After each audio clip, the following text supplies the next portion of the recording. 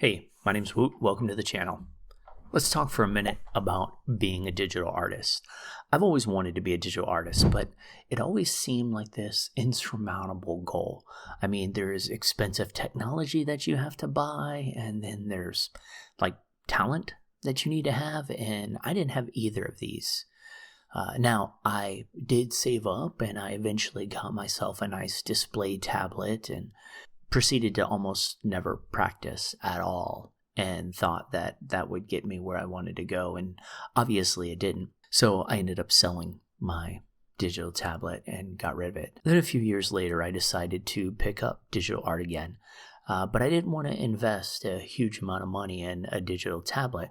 So I ended up picking up a XP-Pen Deco Mini 7 wireless tablet. I wanted something wireless, I wanted something cheap, and this thing I think was like under $60 at the time. And I mean, I don't know much about digital tablets, but it seemed to have a decent drawing area. It had shortcut keys, which was appealing to me, even though after a year of use, I hardly use them at all. I tend to stick to my keyboard. It's got like over 10 hours of battery life, which, is perfectly fine for me, because if the battery ever dies, I just plug it in and keep using it. 8,192 levels of pen pressure. That's pretty standard across the board of what many of the tablets have. So it made sense, especially with the price. But the approach that I wanted to take this time is I wanted to do something different. I really felt like I needed to, if I wanted to succeed, that it was the practice that was going to make me succeed. It wasn't the tablet. So when I first really started using the tablet, this is one of my first pieces of artwork that I did. This was about an hour. I was trying to limit myself to an hour because I wanted to see if I practice for an hour multiple days a week, like 3-4 days a week, where would I be, in a year, in 2 years? And to be honest, I haven't practiced as much as I really set out to, but I have practiced pretty regularly. I would say I've probably averaged 2 hours a week over the last year, maybe more. So we see where I was a year ago. Now let's see where I am today. Again, if you're wondering about this tablet, I find it to be an excellent tablet. It's got 4.5 stars on over 6,000 reviews on Amazon. Keep in mind, this is not a sponsored video. I'm not an affiliate or anything like that. I just want to help people who are interested in getting into art, but are allowing the cost of these tablets, these display tablets, to hold them back.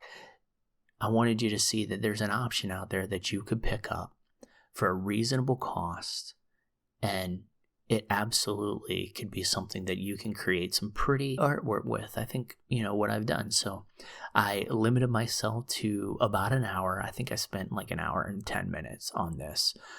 So I went a little bit over time, but, look at where I was and then take a look at this sculpt and let me know what you think.